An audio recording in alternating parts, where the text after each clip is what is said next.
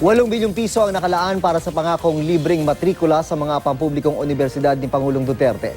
Pero ayon sa CHED, marami pa raw isyong kailangang ayusin para maipatupad ito. Balitang hatid ni Maki Pulido.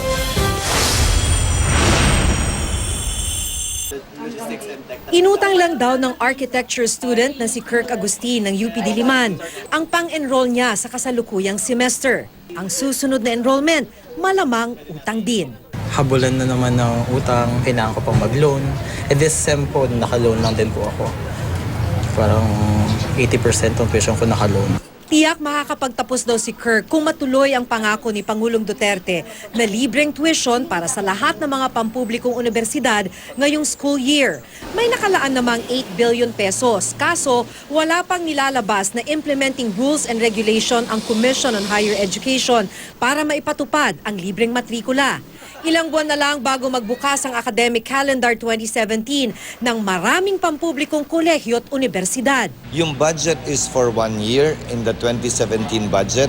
Pero pag naisabatas yan, tuloy-tuloy na yon. At walang dahilan para hindi ipagpatuloy yon.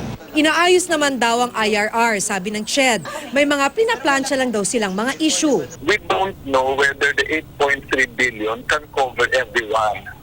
So we have to do estimations. In case it cannot cover everyone, we have to create a system of prioritizing the poor but deserving students first and then find out how far it can go. Tinatayang may 1.8 milyong estudyante ang naka-enroll ngayon sa mahigit 100 pampublikong kolehiyo at universidad. Kasya ang 8 billion para sa fiscal year 2017 kasi yung cost na yan is not plucked out of thin air. Yan ay kinuha mula sa estimated tuition fee collection ng mga SUCs natin for the next school year. Inaalala rin ng CHED ang epekto nito sa mga pribadong kolehiyo.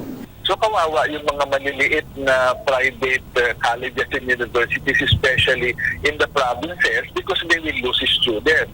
We also don't want that to happen. So we have to create a system. Pag-guarantee ng karapatan sa edukasyon at yung pagbabawalan natin na gawin itong negosyo at pinagkakitaan.